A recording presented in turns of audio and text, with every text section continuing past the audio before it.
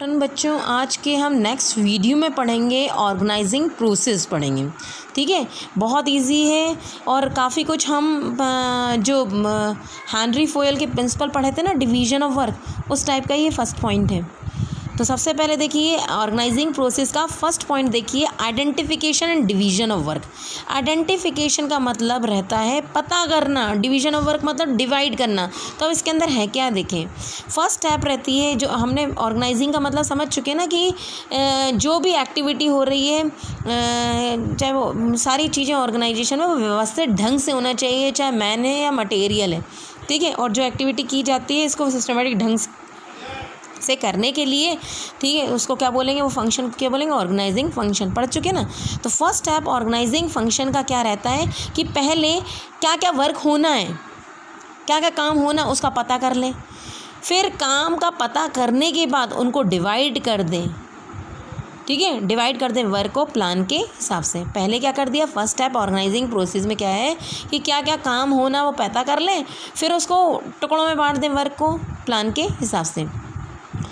ठीक है, और जब भी वर्क डिवाइड कर रहे हैं, जो भी एम्प्लॉय वगैरह में वर्क डिवाइड कर रहे हैं, तो ये देखें कि मतलब एक व्यक्ति, नो डुप्लीकेशन ऑफ वर्क, मतलब यानी एक व्यक्ति को भी ए नाम के व्यक्ति को भी वही काम मिल रहा है और बी नाम के व्यक्ति को भी वही काम मिल रहा है। हमको कभी कभी ध्यान नहीं रहता ना कि बहुत सारे एम्प्लॉयज़ काम कर रहे हैं ऑर्गेनाइजेशन में, तो एक ही काम 3-4 व्यक्ति को दे दिया, और वो भी बताएंगे नहीं जानबूझ के। क्यों? क्योंकि ए कर लेगा तो सबका ही नाम हो जाएगा और फिर बाद में पता चलता है। तो डुप्लीकेशन ऑफ वर्क ना हो, यानी ए नाम के व्यक्ति को जो काम उसके लिए असाइन किया बस उसी का ही नाम होना चाहिए, किसी और का नाम नहीं होना चाहिए। और कहीं ऐसा भी नहीं होना चाहिए एक व्यक्ति पे ही सारा काम डाल दें।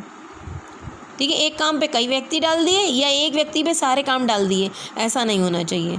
ठीक है, वर्क को शेयर करना चाहिए एम्प्लॉयज़ के बीच में इंडिविजुअली, है ना।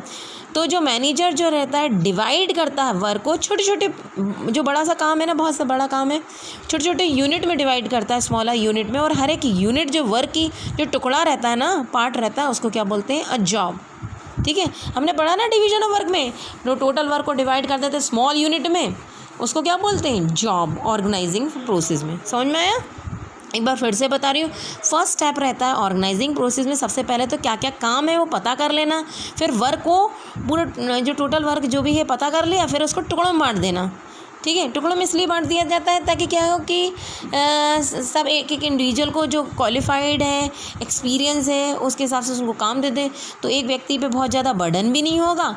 और सबको एक साथ दे देंगे तो मतलब एक काम अगर सारे व्यक्ति को देंगे तो उसमें पता नहीं लगता किसने किया और किसने नहीं किया, ठीक है।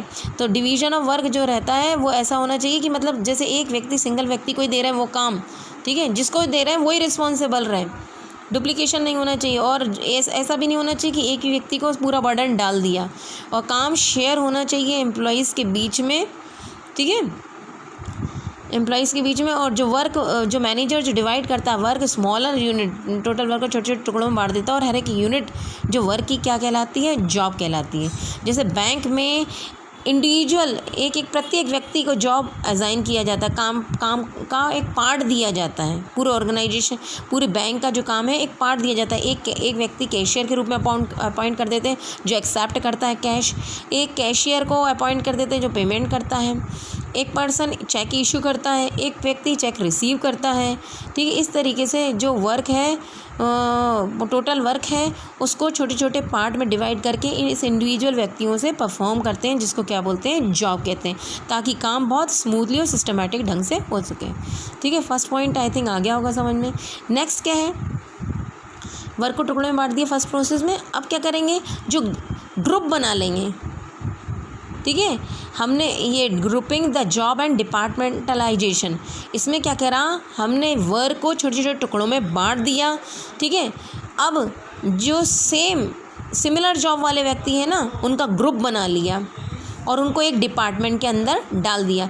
जैसे क्या हुआ, ये जो है एक व्यक्ति क्या करेगा, कच्चा माल लेके आएगा, दूसरा व्यक्ति बनाएगा, तीसरा व्यक्ति इसको फिनिशिंग टच देगा। तो इस तरीके से ये प्रोडक्शन से रिलेटेड है ना, सिमिलर व्यक्ति है ना, तो इनको एक ग्रुप में डाल दिया, कौन से, प्रोडक्शन डिपार्टमेंट में। आया समझ में?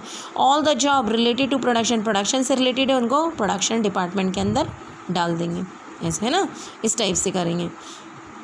एक ग्रुप में सेम जॉब वाले जो व्यक्ति रहेंगे, सेम काम वाले व्यक्ति जो रहेंगे, उनको क्या करेंगे, एक डिपार्टमेंट के अंदर डाल देंगे। और डिपार्टमेंट के अंदर डालेंगे किसके हिसाब से, फंक्शनल डिपार्टमेंटेशन के आधार पर और डिविजनल डिपार्टमेंट। फंक्शनल डिपार्टमेंटेशन का मतलब उसके कार्य के आधार पर, ठीक है। Under this method job related to common function, जो सबके एक जैसे कॉमन फंक्शन, एक जैसे काम रहेंगे ना, तो उनको एक डिपार्टमेंट के अंदर डाल देंगे। जितने भी जॉब काम हैं जो प्रोडक्शन से रिलेटेड है, उनको ग्रुप बना के उसको काम में डाल देंगे प्रोडक्शन डिपार्टमेंट में। जो भी काम किससे रिलेटेड है, सेल से रिलेटेड है, उनको ग्रुप बनाएंगे और उनको डाल देंगे सेल्स डिपार्टमेंट में। समझ में? ऐसे डिविजनल डिपार्टमेंटेशन के अंदर कैसा होता है, जैसे क्या होता है, कई ऑर्गेनाइजेशन रहते हैं जो more than one product type के प्रोडक्ट बनाते हैं। जैसे LG है, LG की टीवी भी, फ्रिज भी, वॉशिंग मशीन भी है उसकी। तो इसके क्या कर दिए, एक से ज़्यादा प्रोडक्ट प्रोड्यूस कर रहे हैं ना, ठीक है। तो ऐसी कंडीशन में जो टीवी से रिलेटेड जो काम करते हैं, ठीक है, एक्टिविटी जॉब से रिलेटेड है, उनको कौन से डिपार्टमेंट में डाल दिया, टीवी प्रोडक्शन के डिपार्टमेंट में डाल दिया। और जो भी मतलब यानी क्या होता है, रेफ्रिजरेटर बनाने के मतलब जॉब से रिलेटेड है, उनको रेफ्रिजरेटर डिपार्टमेंट में डाल दिया, ठीक है। और उसको जो भी वॉशिंग मशीन बनाते हैं, बनाने का काम करते हैं, जॉब से रिलेटेड है, उनको क्या वॉशिंग मशीन के डिपार्टमेंट के अंदर डाल दिया, ठीक है। तो कार्य के आधार पर डिपार्टमेंट के अंदर डाला जाता है, वो फंक्शनल डिपार्टमेंटेशन होता है। और प्रोडक्ट, अलग अलग प्रोडक्ट बन रहे हैं, तो प्रोडक्ट के आधार पर जो ग्रुप बनाकर डाल दिया जाता है जिस डिपार्टमेंट, उसको बोलते हैं डिविजनल डिपार्टमेंटेशन। समझ में आया? Assignment of duties. अब ड्यूटी, अब क्या किया हमने, पहले वर्क को टुकड़ों में बांट दिया, फिर क्या कर दिया, ग्रुप बना दिया काम का, ठीक है, जॉब का, और फिर उसको डिपार्टमेंट के अंदर भी डाल दिया, फंक्शनल डिपार्टमेंटेशन के आधार पर, डिविजनल डिपार्टमेंटेशन के आधार पर। अब उनको काम देंगे, असाइनमेंट ऑफ ड्यूटीज़, ठीक है। ड्यूटी करना क्या है वो बताएंगे, ठीक है। जब ऑर्गेनाइजेशन को डिवाइड कर दिया काय में, स्पेसिफिक डिपार्टमेंट में, ठीक है, प्रत्येक व्यक्ति जो ऑर्गेनाइजेशन में डिफरेंट डिपार्टमेंट में काम कर रहा है, तो उसको ड्यूटी देंगे किस हिसाब से, जो भी ड्यूटी दे रहे हैं उसके पास योग्यता होनी चाहिए, क्वालिफिकेशन होना चाहिए। ऐसा नहीं कि किसी व्यक्ति को कुछ भी काम दे दिया, ठीक है। अगर अकाउंटेंट का काम में डाला है उसको, तो उसके पास क्या होना चाहिए, उसकी योग्यता होनी चाहिए, उसके पास क्वालिफिकेशन होना चाहिए, ठीक है, उससे रिलेटेड, तो उस डिपार्टमेंट में जाएगा, ठीक। The work is assigned according to the ability के हिसाब से। और जो भी एम्प्लॉय को काम दिया जाएगा, तो ऐसा नहीं कि बोल दी कि हाँ ये काम करना है तुम्हें, ऐसा नहीं कहेंगे, और वर्बली नहीं होगा, कुछ भी ओरल नहीं होगा। उनको क्या करेंगे, ड्यूटीज़ जो भी देंगे उनको डॉक्यूमेंट में लिख के देंगे, ताकि उन्हें क्लियरली पता होना चाहिए कि काम में उन्हें क्या करना है।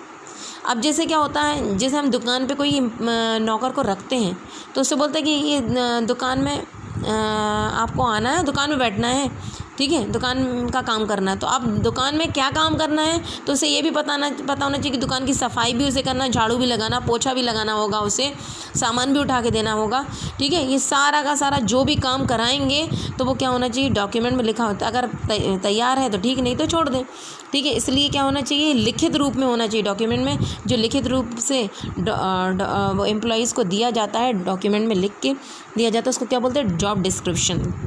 और ये डॉक्यूमेंट बिल्कुल स्पष्ट रहता है कि क्या काम में आपको क्या करना है और जिम्मेदारी आपकी क्या है। क्लियर? फिर इस्टेब्लिशिंग रिपोर्टिंग रिलेशनशिप। अब ये हमने ड्यूटीज़ भी दे दी, अब हमें ये पता होना चाहिए जो एम्प्लॉइज़ काम कर रहे हैं, जो ग्रुप, जो डिफरेंट डिपार्टमेंट में ग्रुप बनाए गए हैं, तो वो कोई भी काम होता है तो रिपोर्ट किसको करें, बताएं किसको, ठीक है। तो ये क्या हो गया, फोर्थ प्रोसेस हो गई, किसकी, ऑर्गेनाइजेशन की इस्टेब्लिशिंग रिपोर्टिंग, किसको रिपोर्ट करना है। After grouping the activity in different department the employees have to perform the job. जब ग्रुप में डिवाइड कर दिया, मतलब ग्रुपिंग कर दिया और डिपार्टमेंट में डाल दिया, ठीक है, जो और ड्यूटीज़ भी दे दी, तो सब क्या करेंगे, जॉब परफॉर्म करेंगे। जो इंडिविजुअल जॉब परफॉर्म करेगा, तो उसको जो भी काम कर रहा है, तो उसके लिए उसको अधिकार की ज़रूरत होगी ना। तो जो फोर्थ स्टेप रहेगी ऑर्गेनाइजिंग प्रोसेस में, कि जितने भी एम्प्लॉइज़ काम कर रहे हैं उनको कुछ ना कुछ अधिकार दिए जाए, अथॉरिटी पावर दिया जाए, ताकि वो जॉब अपना परफॉर्म कर सके। ठीक है। The assignment of authority result in, जैसे ही हम उनको अधिकार देंगे तो अपने आप ही क्या हो जाएंगे, रिलेशनशिप सुपीरियर और सबॉर्डिनेट में रिलेशनशिप इस्टेब्लिश्ड हो जाएंगे। जो हमको अधिकार दे रहा है तो वो क्या हो जाएगा, सुपीरियर, और जो ले रहा है वो क्या हो गया, सबॉर्डिनेट। आगे कि नहीं। तो इससे प्रश्न जो रहता है कि किसको रिपोर्ट करना है वो स्पष्ट हो जाता है। जिसके पास मतलब उच्च अधिकार रहते हैं वो सुपीरियर रहता है, और जिसके पास कम अधिकार रहते हैं वो सबॉर्डिनेट रहता है। ठीक है। तो इस तरीके से जो with the establishment of authority and managerial hierarchy get, मतलब इस तरीके से चेन टाइप की, चेन ऑफ कमांड जो हमने पढ़ा ना, प्रिंसिपल ऑफ स्केलर चेन, तो मतलब मतलब एक ऊपर वाला नीचे वाले को अधिकार देगा, फिर उससे नीचे वाले को देगा अधिकार, तो इस टाइप से चेन टाइप की बन जाती है। ठीक है। तो जिसके पास सबसे ज़्यादा अधिकार रहते हैं, मैक्सिमम अथॉरिटी रहती है, वो टॉप लेवल मैनेजर रहता है। जिसके पास उससे कम थोड़े से अधिकार रहते हैं वो मिडिल लेवल मैनेजमेंट रहता है। और जो मतलब बहुत कम अधिकार रहते हैं वो क्या कहलाता है, लोअर लेवल। ठीक है। और ये इस्टेब्लिश करते हैं अधिकार जो दिए जाते हैं इंडिविजुअल एम्प्लॉयज़ को, ताकि अपना जॉब परफॉर्म कर सकें और उसे पता रहे कि किसको रिपोर्ट करना है। Thank you.